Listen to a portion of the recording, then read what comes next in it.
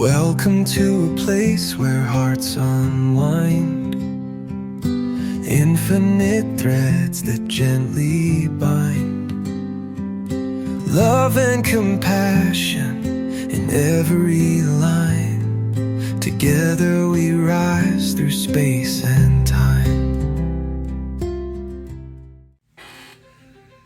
Welcome back to Infinite Threads. I'm your host, Bob. And this one's for your heart.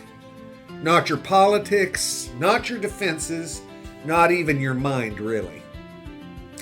This episode is for the part of you that remembers something you may have forgotten. The part of you that knows, deep down, we belong to each other. Even when we don't agree. Even when we've been hurt. And even when we built walls so high we can't even remember why they went up. This episode is about love's deepest truth.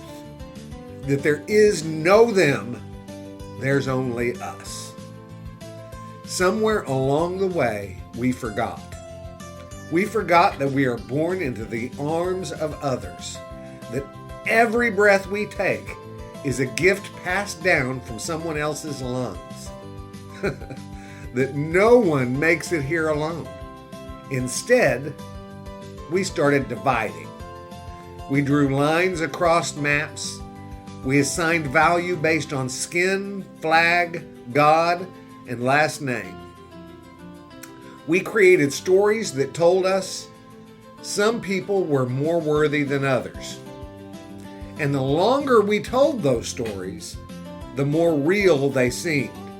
Until a neighbor wasn't a neighbor anymore, just the other side. Until a stranger was no longer family, but a threat. But here's the truth. We are not enemies. We are entangled. The air that leaves your lungs today enters mine tomorrow. The same sun warms every village and every prison. We bleed the same, we cry the same, we hope the same. We are kin, whether we see it or not. You don't really have a choice. And until we remember that, we're going to keep hurting. We live in a world obsessed with measurement, productivity, profit, borders, votes, lines on a map, lines in a bank account, lines in the sand.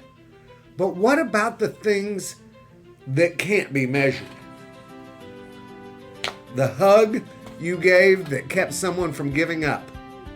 The song that held a person together through a storm.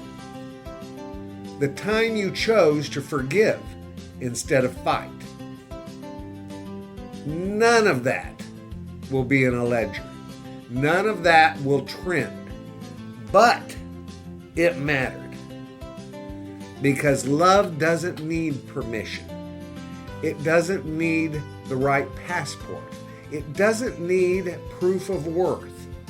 Love is the one force that reminds us, you are mine and I am yours.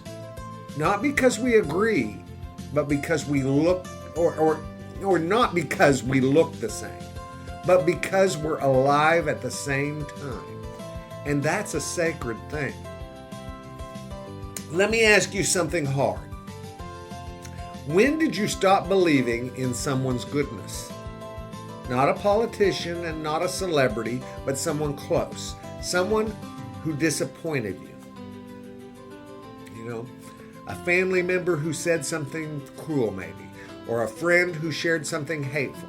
Someone you thought you knew until they stood for something that you couldn't. It's easy. It's easy to cut the thread in moments like that.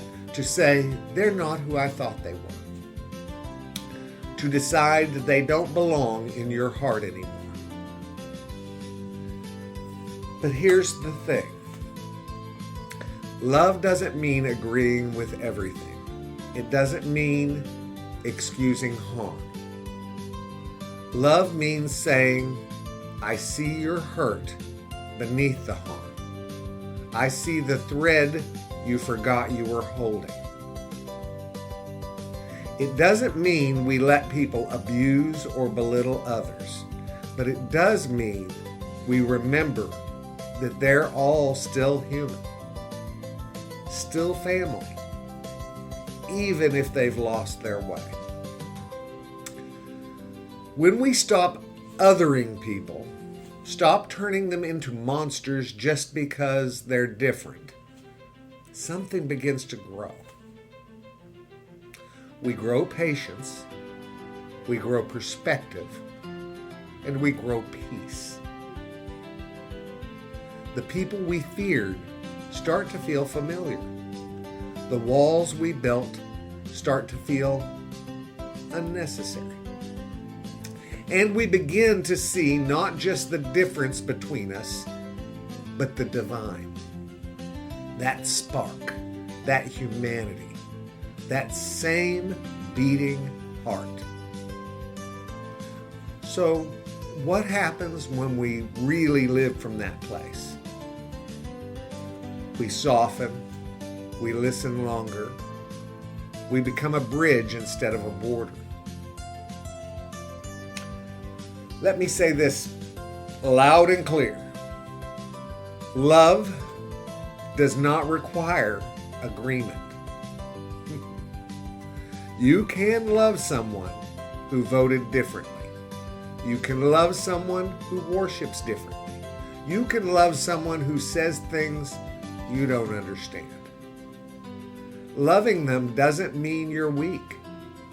It means you're awake. Awake to the truth that love isn't about similarity. It's about commitment. Commitment to seeing the soul beneath the surface. Commitment to reaching across the divide. Commitment to being better than the world taught you to be. We don't need more warriors in this world. We need more weavers. People willing to weave the broken threads back together patiently, gently, fiercely.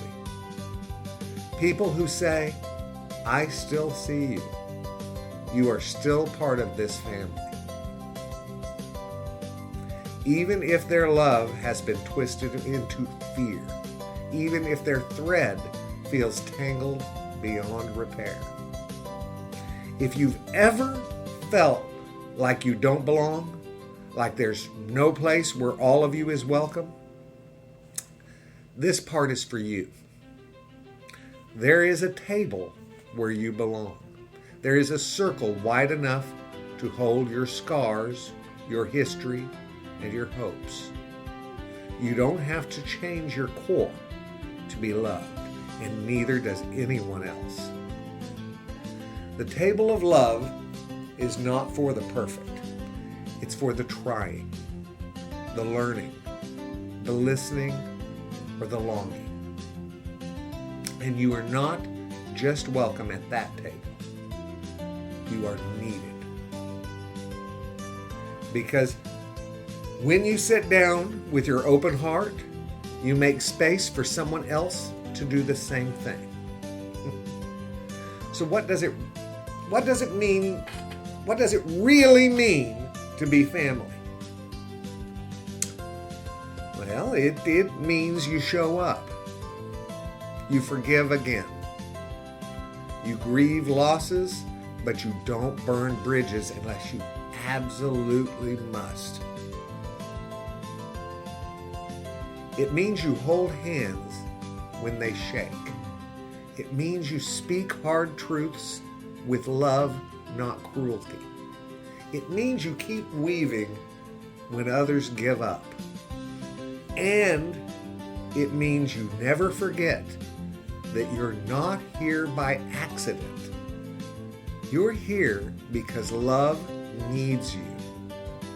Because someone has to remind the world we're not enemies. We're not strangers.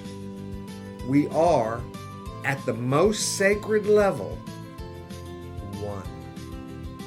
One thread, one breath, one family, a tapestry.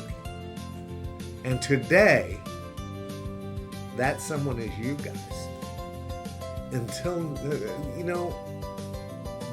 we have to start thinking about this, guys.